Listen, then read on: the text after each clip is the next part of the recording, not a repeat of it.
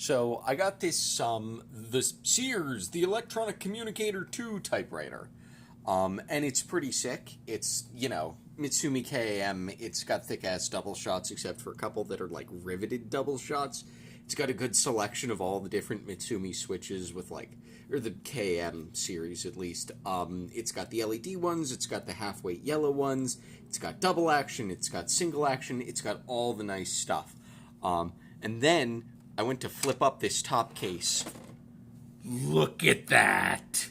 Look at that fucking tan line! Holy shit, that's one piece of plastic that has just gone so fucking yellow that I thought it had to have been beige or, already yellow to begin with. No. The king of tan lines is here. Thank you, Nakajima all. Brilliant.